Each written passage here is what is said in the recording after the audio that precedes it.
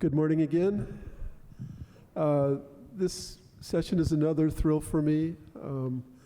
I've admired Tolu from a middle distance since he arrived at the Washington Post, and he writes with a wonderful clarity and power that is to be admired. And Robert, who I sometimes call Smooth Rob, working with him in 2016 was just so wonderful, because I think I've never met a reporter who has the knack of getting people of any philosophy, any ideology, any race, to just open up and talk. And Robert is the best at that I've ever encountered.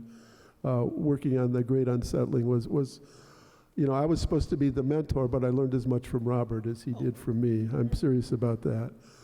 And I also want to say that I'm very proud of these two friends. They just were nominated on the long list for the National Book Foundation Award, and they're very well deserved.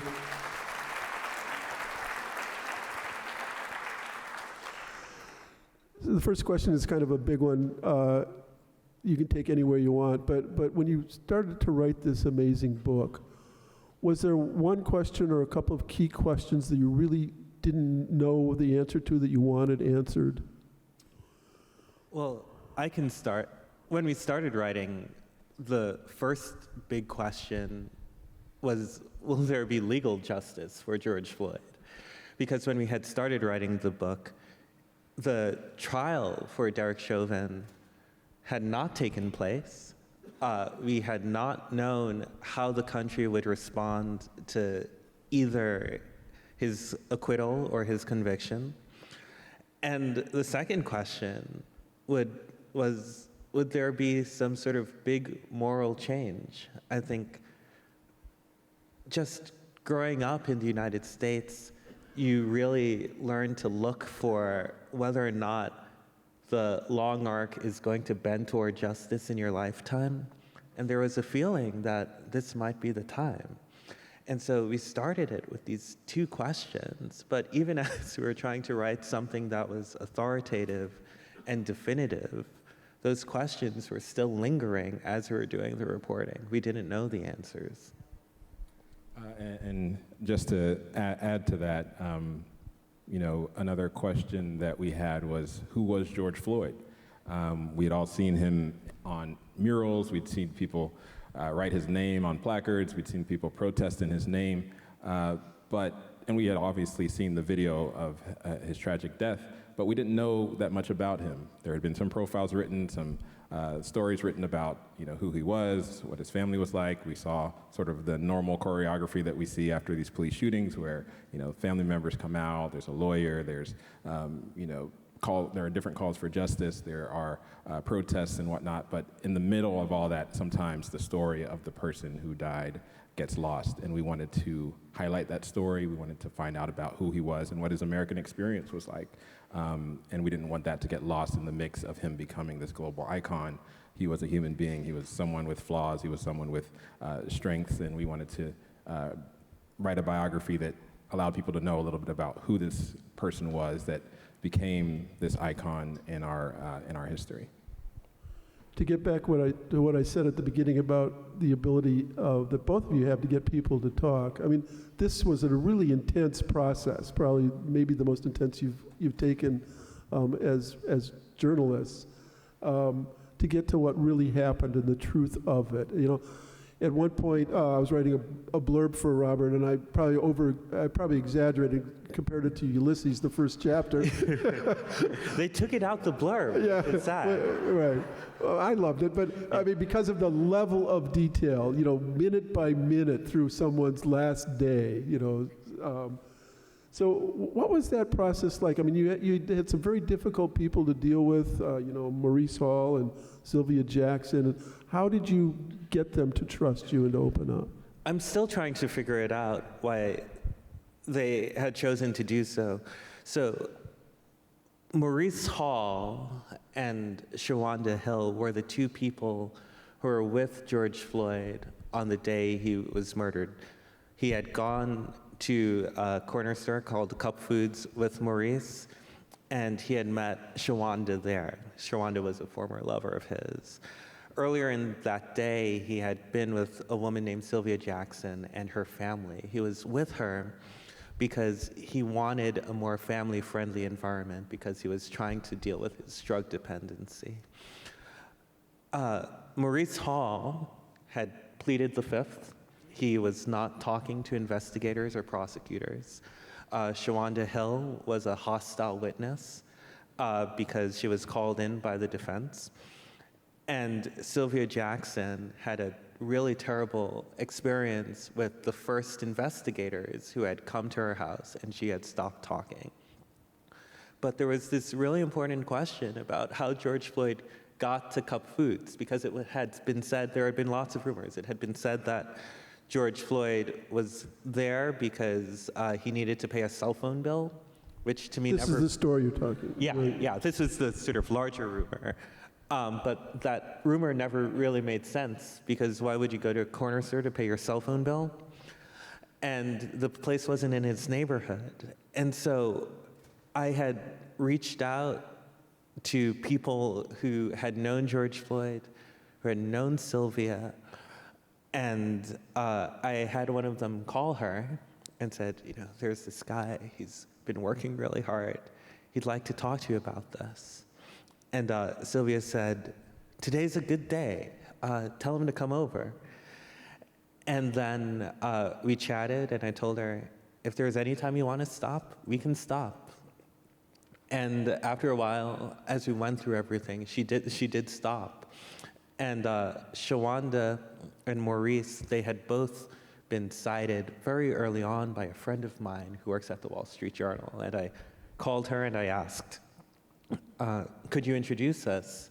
She hadn't interviewed them, but she had known them. And my friend said, I don't have a number for Shawanda, but I know where she lives. So how about I fly to Minneapolis and I'll jump in a car with you and we can just go to the address and see what happens. Now, this is a great friend, right? She works for a competing publication and she's doing this for me. And we drove there, and it's an apartment building downtown, and there are all these buttons with no numbers and no names. And she goes, I don't know the apartment number. And I said, well, we're just gonna push everyone and get to work. And instead, I said, let's try the door to see if it opens.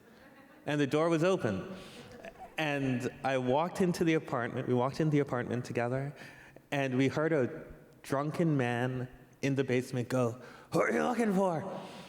And we said, we're looking for Shawanda. And he goes, the woman who lives in, and then he gave the apartment number, which is how we got there. And Shawanda, we knocked on the door, and Shawanda went, who is it? And she answered, and I told her who we are and what we were doing. And she just started crying.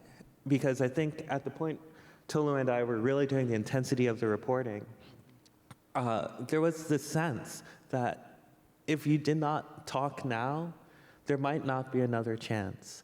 And I think that, in addition with the approach that we were taking, that we really wanted to know about George Floyd's life more than his death, really resonated with people.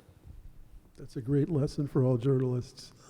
Tolu, I think you're responsible for the Roots chapter largely, which I found one of the most important and fascinating in the whole book, the ancestors of George Floyd and how that story sort of echoes down through the generations. Can you talk about that?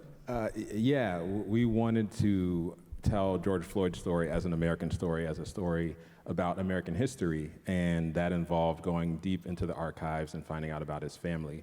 And we had heard bits and pieces from family members about the family lore, that there was once great wealth in this family that was stripped away after Reconstruction, because, as many of us know, there was a time of intense racial terror after Reconstruction where, even wealthy black people were subjected to discrimination and racial terror. And we had heard little bits and pieces that was part of their story, but no one could really tell exactly what happened. There was this story that our great-great-grandfather once was very wealthy, and he had it all stripped away. He had 500 acres of land, and it was all taken away.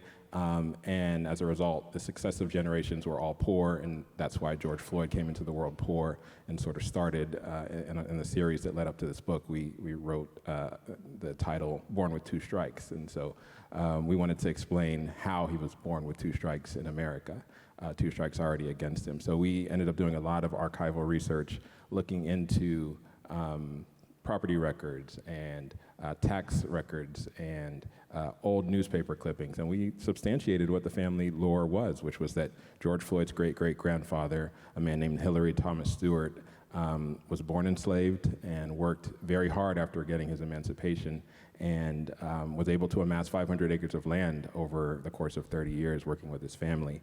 And he had all that land taken away from him by fraudulent tax sales and shady business deals. And one of the things we wanted to do was show how that reverberated across generations, and how the next generation had to start from scratch and ended up as sharecroppers. And so we wanted to showcase how George Floyd's life could have been very different if he was allowed to inherit that wealth, and instead he started off born into deep poverty in the rural South, and as a result of that was starting off behind. And we see how that happened to impact his life over the course of his early life all the way through the end of his life. What was the life that George Floyd was born into? He was born in North Carolina, actually, in Fayetteville, North Carolina, but his family roots are in a rural part of the state, Goldsboro, North Carolina, where his ancestors were from. And he actually lived in a trailer park and also on a very small house on a farm. He spent a lot of time where his grandparents lived. There was no plumbing, there was no electricity. It was deep poverty, and this is in the early 1970s because his mother had worked as a sharecropper. So he was born into extreme poverty. It was important for us to showcase that because that impacts a number of things we see over the course of the book, in which he's always sort of trying to make ends meet, always trying to figure out a way to just live, and that deep poverty really impacted the rest of his life. And the book just sort of aches with his yearning, right, to try to break out and make that life successful. And there are points early on where you almost think it's going to happen, don't you? Yeah, George Floyd, one of the things that I know both Tolu and me were worried about was when we started with this, on this journey, we were very nervous that we were just going to write something that was a great American tragedy, almost exploitative in its pain. And the solution was actually George Floyd himself, who was an incredibly dynamic person. But he had this fundamental belief that somehow he was going to be able to change the world. He would tell people often throughout the course of his life, he'd say, I don't want to rule the world, I don't want to change the world, I want to touch the world. And he tried to do that in many cases. One of the most interesting things that we learned was through an interaction with his second grade teacher, who kept all her records and noted that when George Floyd was in second grade, he was reading and writing at grade level, which, if you grew up in deep poverty like George Floyd did, was pretty impressive. He also had this desire, his first desire was to be a Supreme Court justice, because he had learned about Thurgood Marshall and wanted to be the type of person who could adjudicate the law. But in a community like George Floyd grew up in, they saw how tall he was, how fast he was. They looked at the length of his arms, and they said, lawyering's a thing you can do, but the way people get out is to play a sport. And he becomes adept at basketball and football, gets a college scholarship, and then you have the irony that because he was told to focus on those sports, he did not focus on schooling and could not make the academic requirements to compete in college. So he was in this weird middle space. And even after all of that, as we go through the course of the book, there was not a moment through anyone who he spoke to who knew him who said, George Floyd had given up. He had just said, well, this is my life. This is who I am. When he gets to Minneapolis, he goes there to improve his life, to gain sobriety, to be able to provide for his daughter. And even in the last days of his life, that's what he's talking about. And so I think it's really illuminating for a number of folks. I mean, one of the most common questions we get is, why write about George Floyd? He was just a criminal. What happened? What Derek Chauvin did to him was terrible, but we don't need to know anything about this man. But when we learned about the man, we saw something that was really illuminating and telling in both the stereotypes that we perceive people like him having, what we expect them to do, and also just how we treat people who look like him and grew up in the conditions in which he grew up in. And long before he got to Minneapolis, you show the way that systemic racism and government policy affected him at every step of the way. So especially the incarceration process and what that does to young black men. Yeah, we're both reporters that cover policy. We write about how policy impacts people, and so we took that eye to writing this biography. We didn't want to just say this happened in George Floyd's life, this is how he lived, this is what he liked, this is who he knew.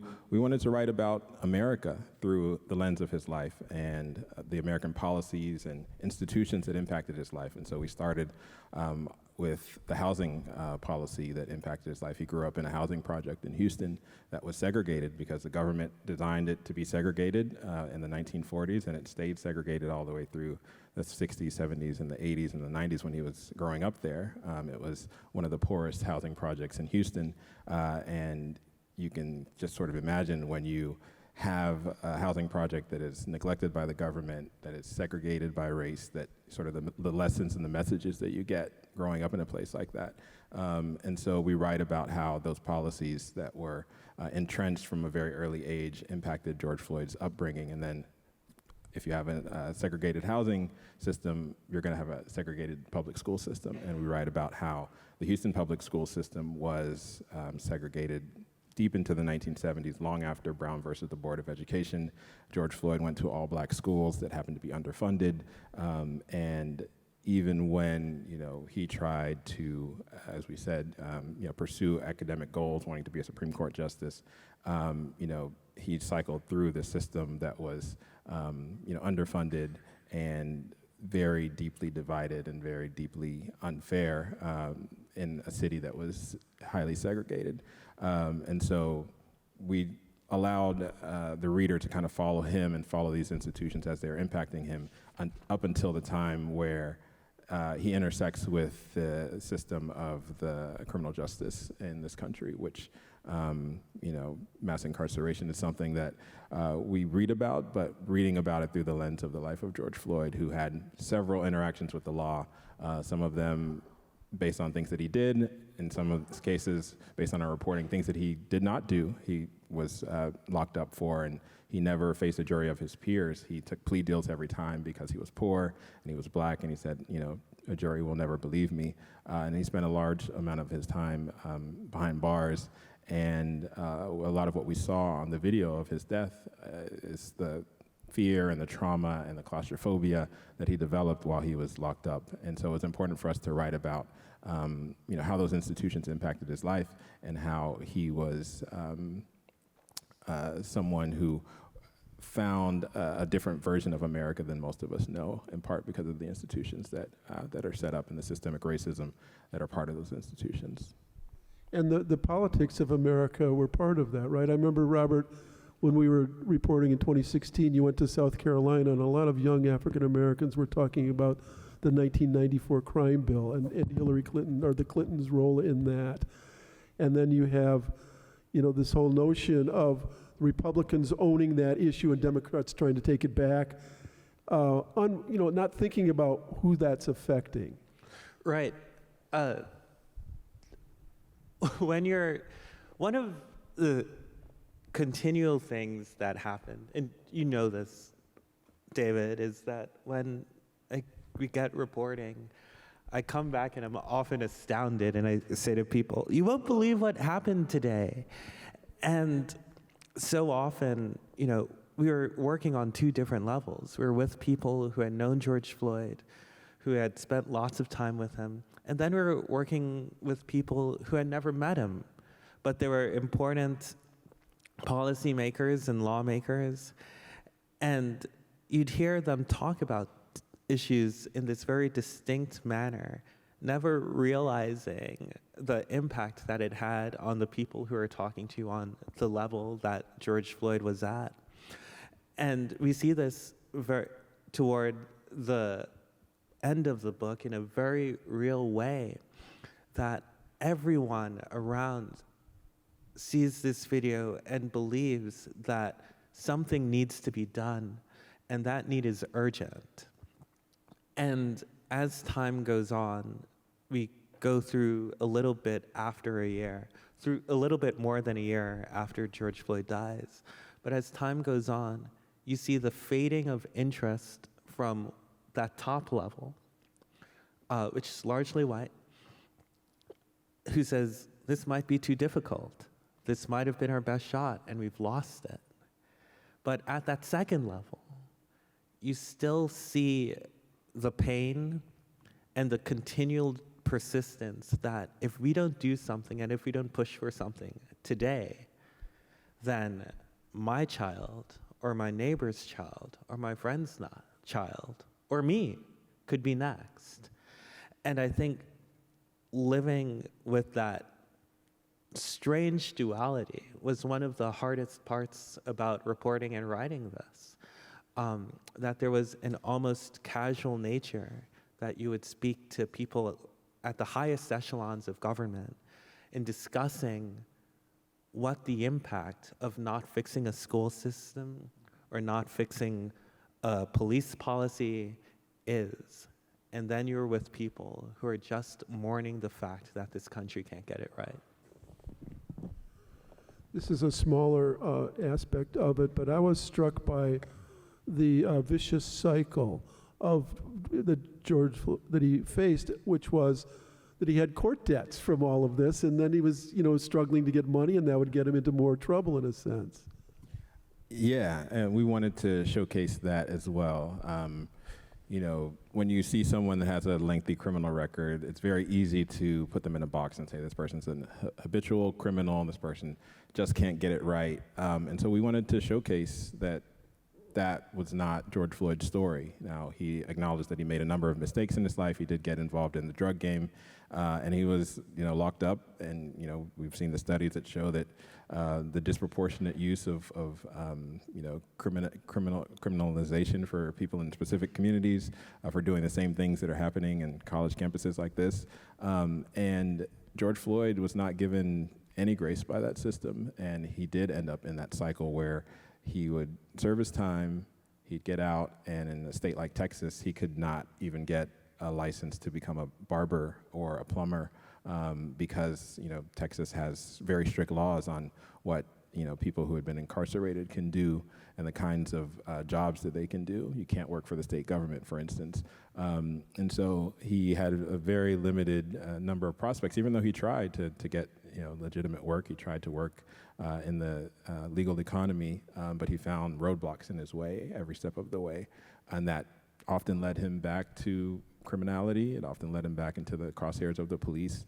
Some of the police officers who arrested him were later charged with falsifying arrests because that was something that was happening over and over again in his community, where people were just trying to get, stats and numbers, so they would go and they'd arrest a bunch of people even though there was no evidence or there was no sign of a crime, but they knew that in certain communities, if you arrest someone, they're just going to take a plea deal and you get more overtime hours, and that was happening. And we documented how, George Floyd had so many different encounters with the police, and in many cases, those encounters were suspect. In some cases, he was arrested for just walking through his neighborhood, and he was told he was trespassing.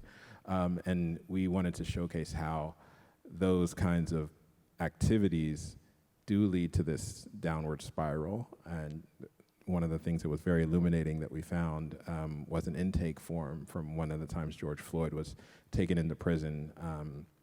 In this case, it was by an officer who was later charged with falsifying arrest and doing it over and over again. But when he arrested George Floyd went into prison and filled out a health intake document, and he said that, he was depressed, he had a substance use issue, he was crying out for help. He said that he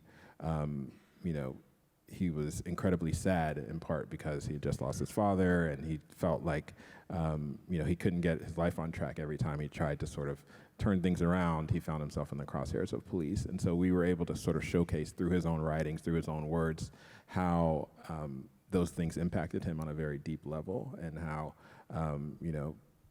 trauma and depression and mental health can really be impacted. And we all came to know George Floyd through the video of his death, where he said he was claustrophobic, he was really terrified about the prospect of going back to jail. And if you don't know his backstory, you may just say, why don't you just comply with the police? He was deathly afraid of going to prison, of being locked up in a cell, and he was actually claustrophobic based on what we saw. And so that downward spiral, that cycle, is something that we wanted to showcase, because it's very easy to put someone in a box and say, just do right by the law, just, work and get a job. And, for someone like George Floyd, it's much more difficult for that to happen. And so in our book, we were able to sort of showcase some of the times he tried to do things the right way, and how roadblocks ended up getting thrown up in his direction. And I do want to note, because I think it's important when we talk about these issues, there's a tendency to believe that because George Floyd was in the South, that this is sort of the reason why it was happening. George Floyd moves to a state I'm sure everyone in this audience loves, Minnesota. Not the Vikings.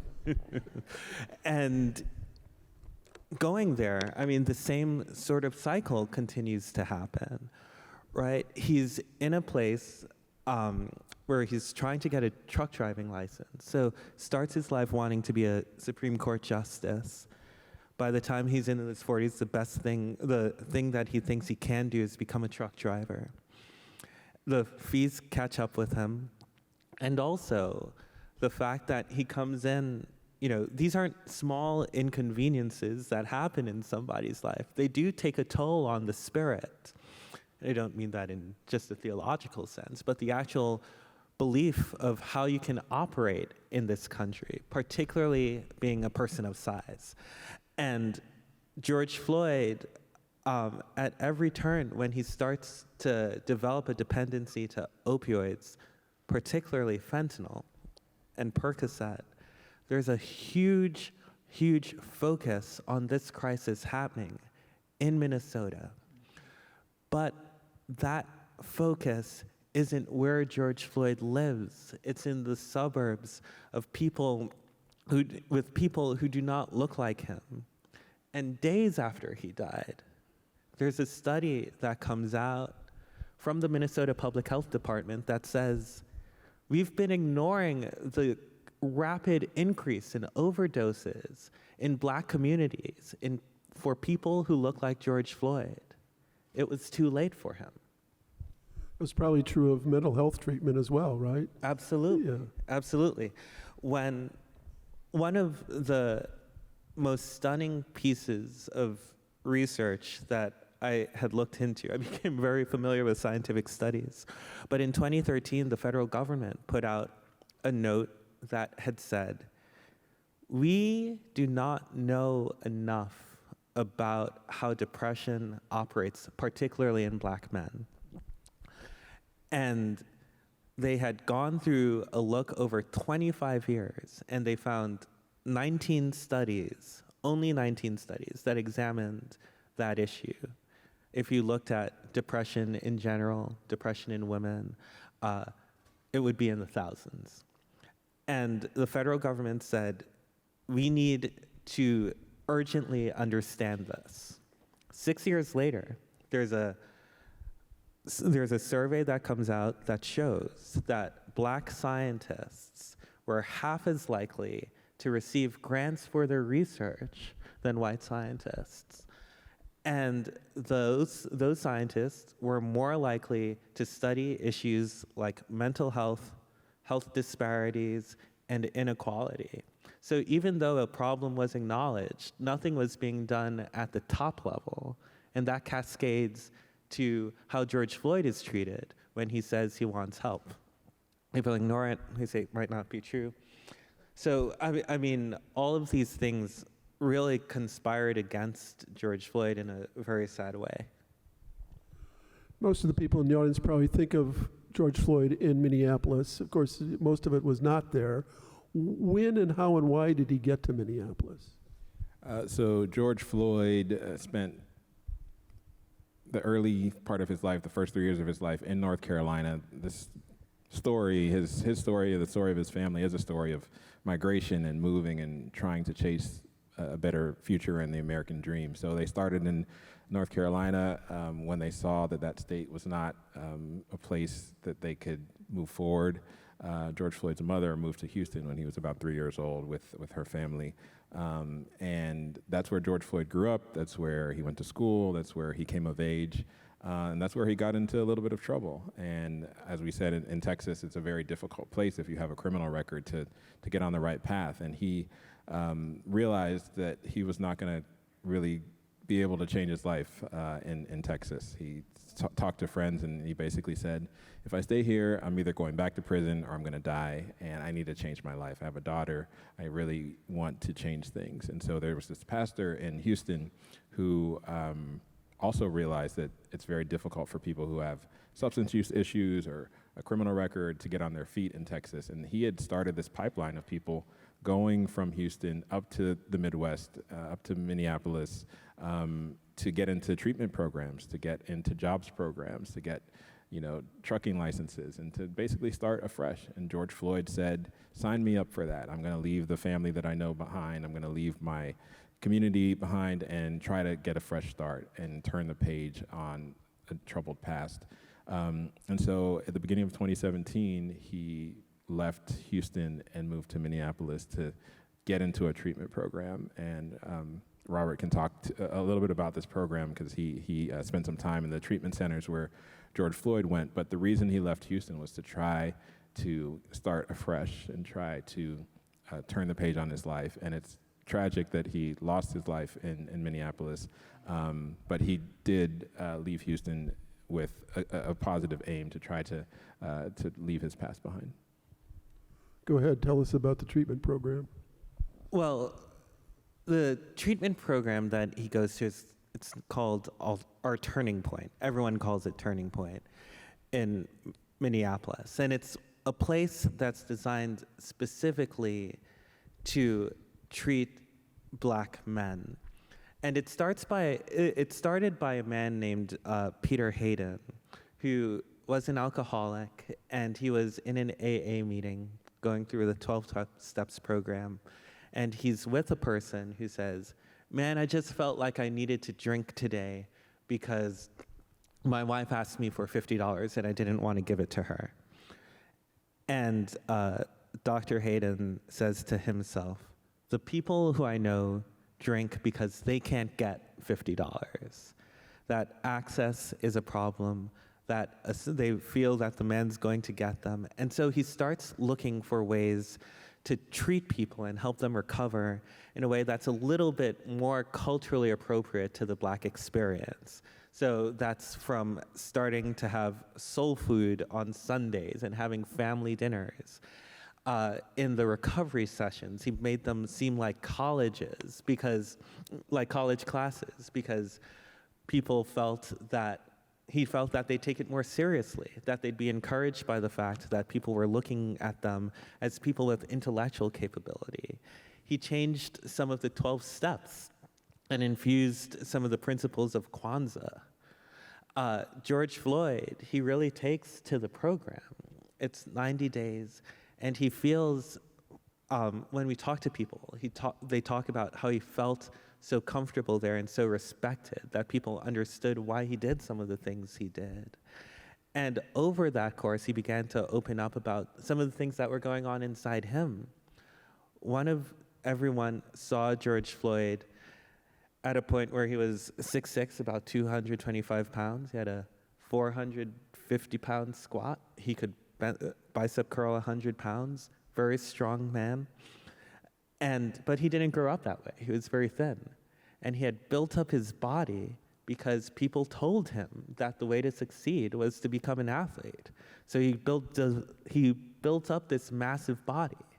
And then he was left with the reality that if you're a black man and not on an athletic field, that same body will be used as a reason to criminalize you, to treat you poorly, to be afraid.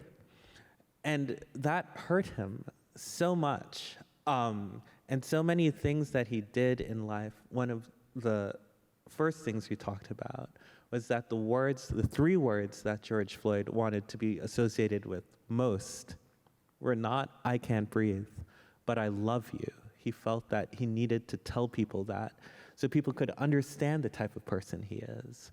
So that was the type of thing that he wanted. The desire was to be seen as a nuanced, full human being. And for a while, after he goes through the treatment program, he's pretty successful.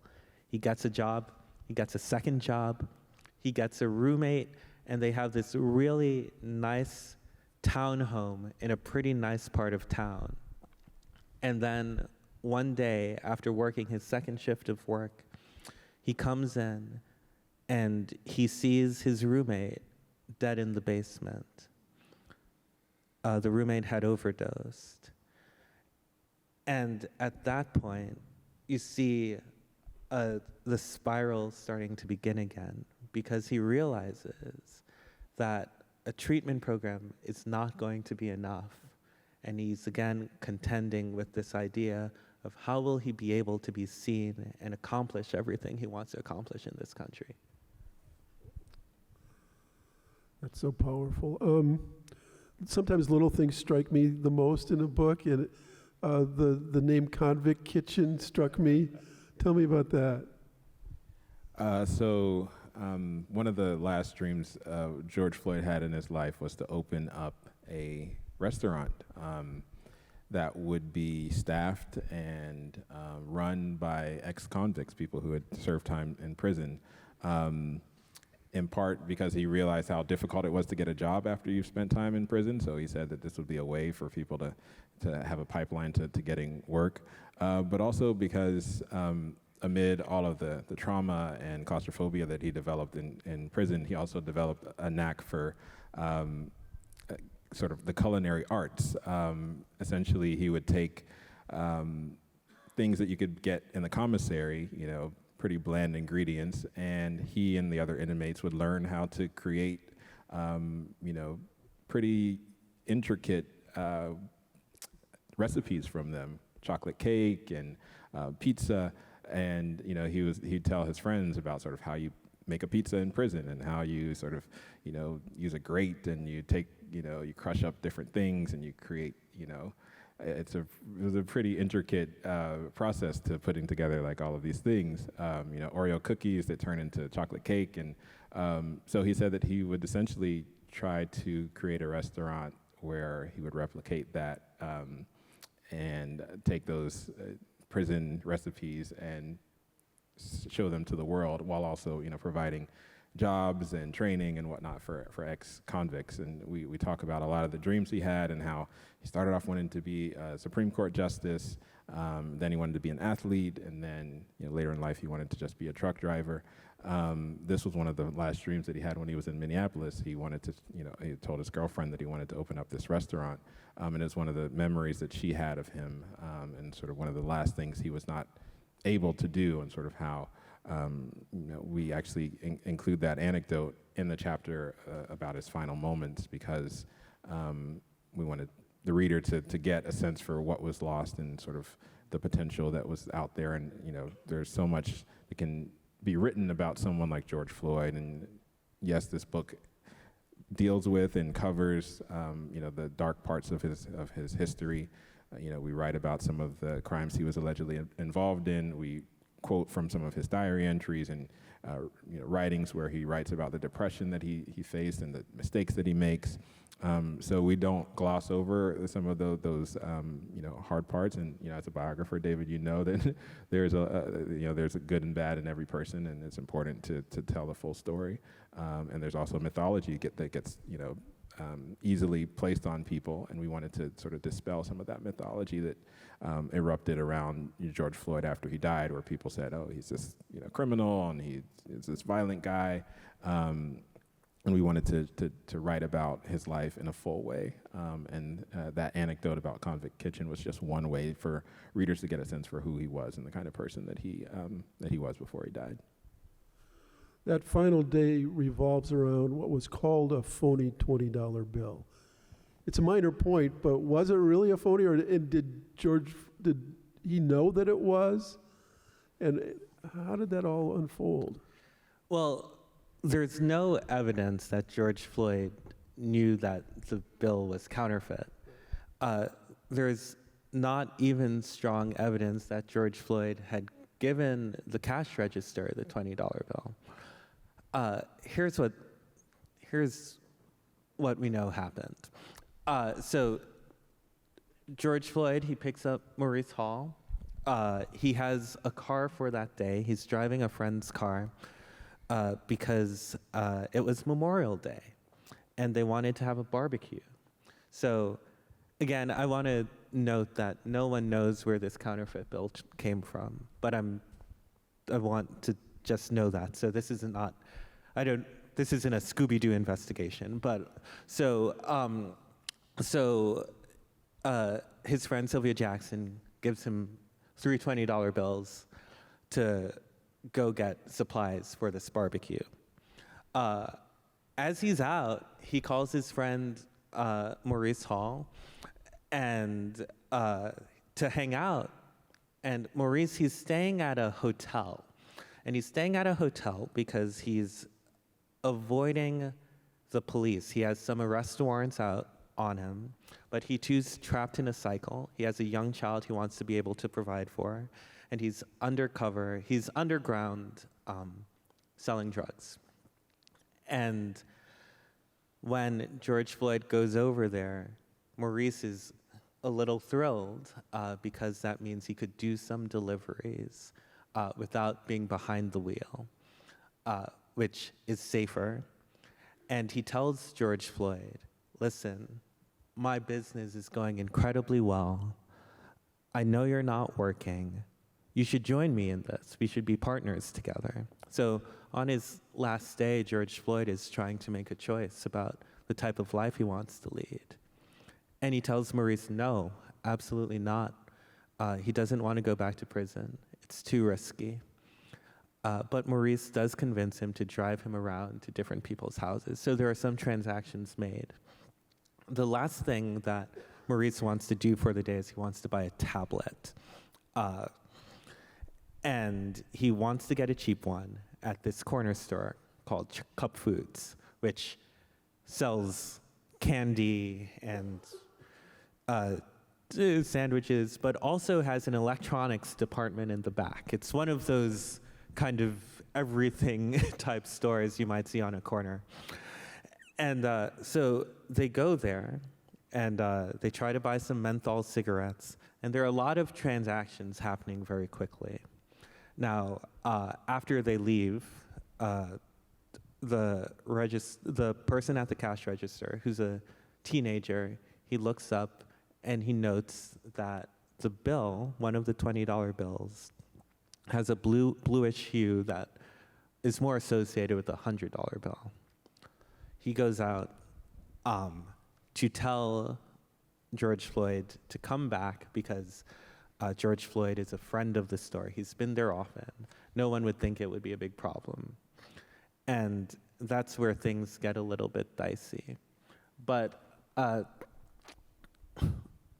does a $20 bill justify the actions of these police officers? I mean, most people would argue no. But when George Floyd's confronted with the fact that he had presented this change, he does not know what the people are talking about. He does not know why the officer confronted him. And no one who had known George Floyd had known him to be a hustler in that sort of sense. That was not in his spirit. This is a book about George Floyd, but inevitably it gets to the cops as well. And he died under an unrelenting neck restraint maneuver.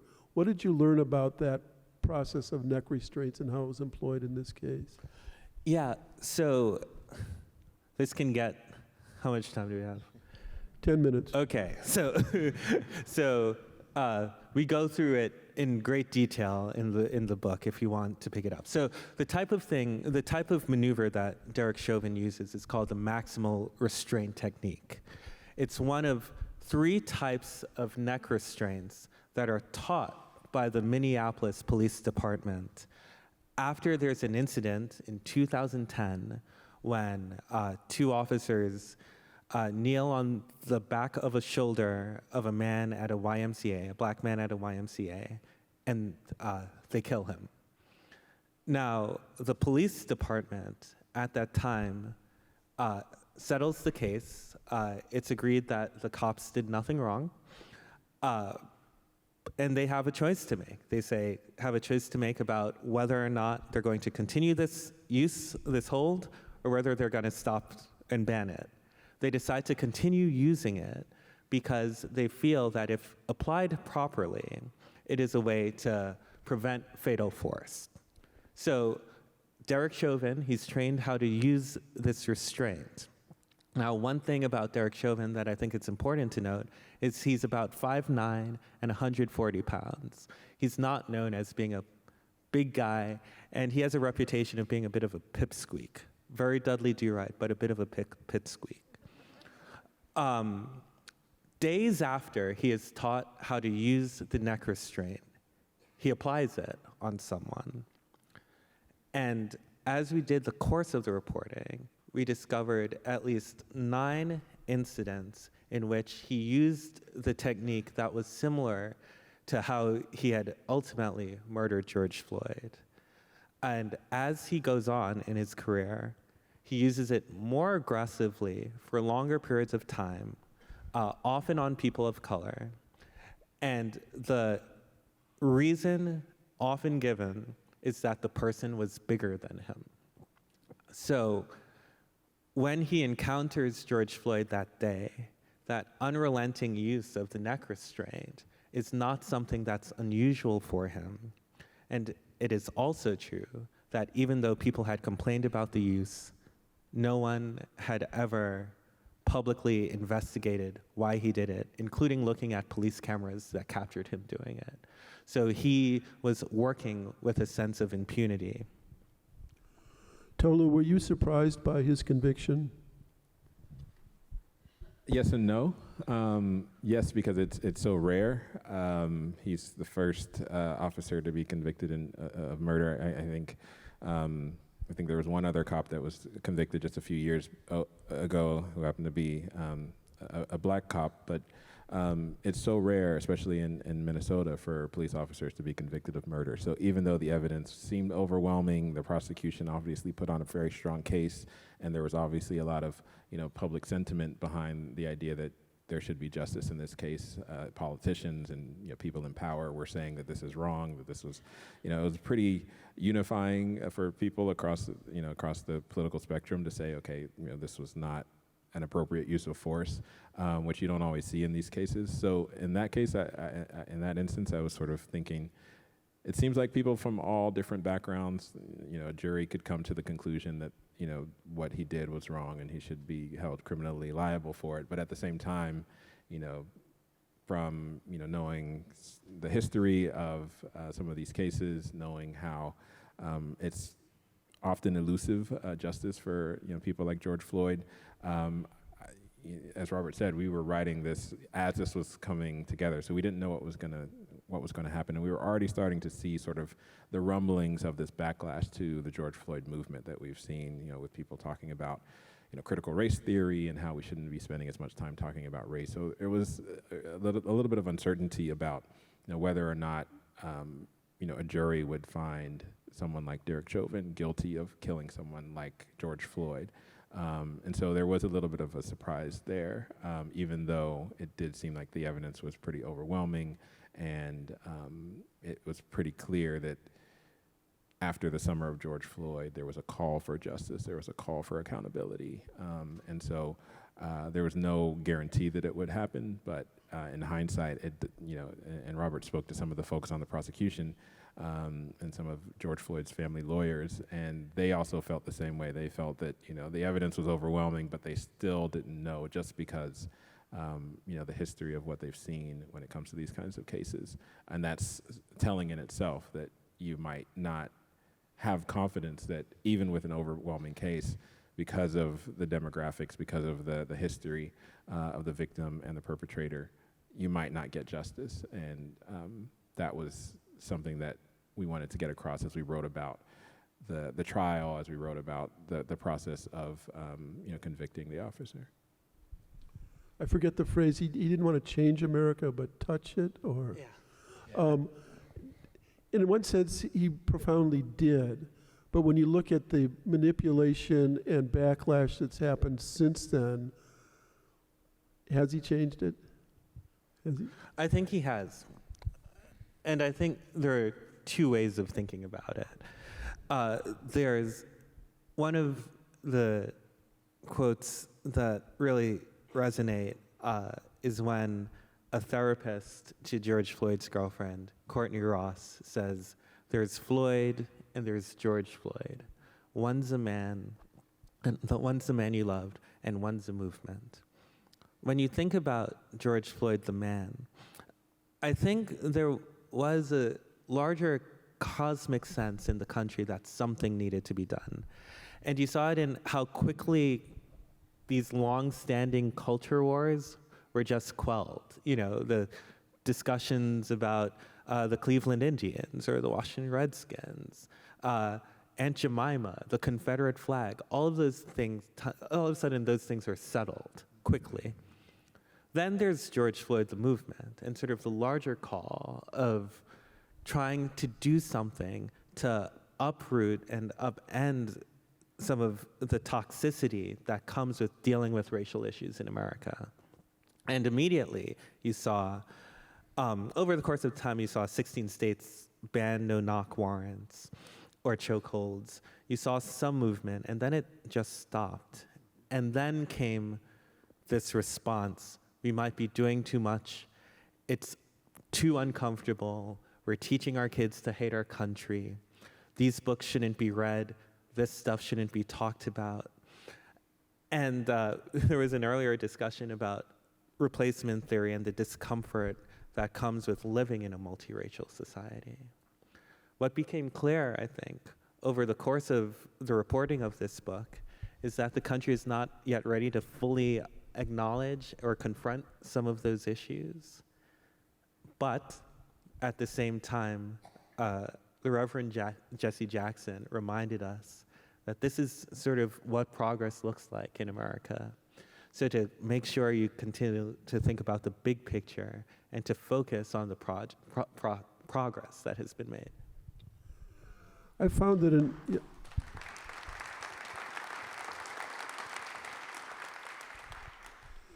in every book I've written, it's changed me.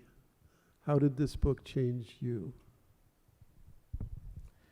I'm still learning. I'm still learning that process. I think one of the things that Robert and I have talked about is sort of the importance of not allowing someone to be put in a box or in a stereotype, and not allowing ourselves and the fast pace in which we have to do our jobs and live our lives to quickly put someone in a box. It would be very easy for us to put George Floyd in a box and say, he was this guy, he looked this way, he had this record, he has this background, and therefore he is X, Y, Z.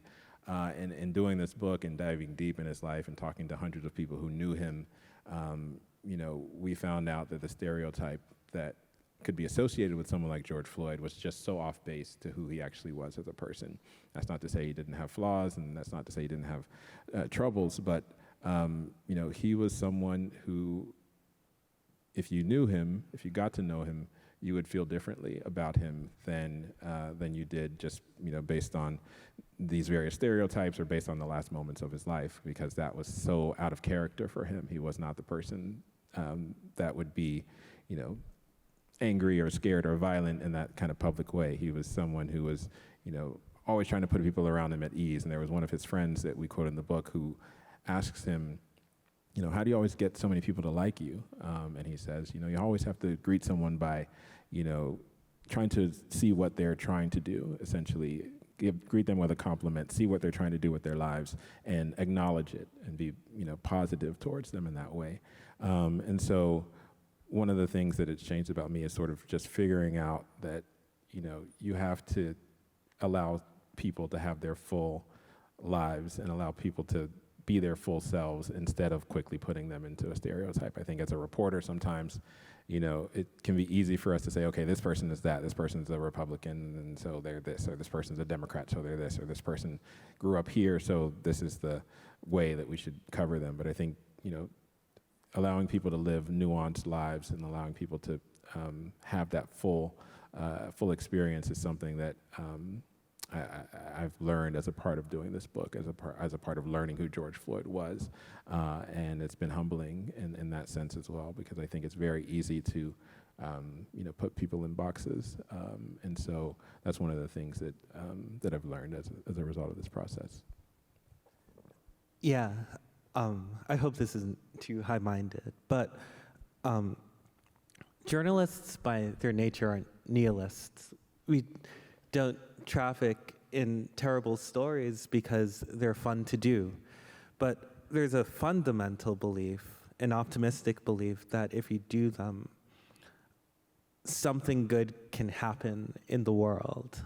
And, I saw that in the stories I read from you when I was younger, and in just the way that it changed my outlook on things.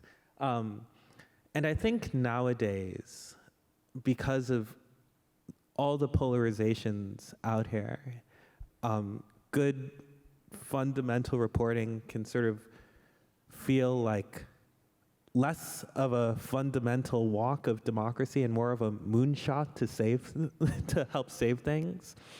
And there had been times when we were doing the course of the reporting that I felt overwhelmed. And I remember, often thought about the way Tolu had concluded the proposal that we had done to do the book, which was the importance of trying to do your part to help create the society that you want to create. And one thing that I think really changed about me is that I could no longer see the work we were doing as the passive observance of people trying to do that it was incumbent upon us to believe wholeheartedly that we needed to do our part as well, and that we needed to use the work as a way of encouraging people to do their part in creating the society they want to create.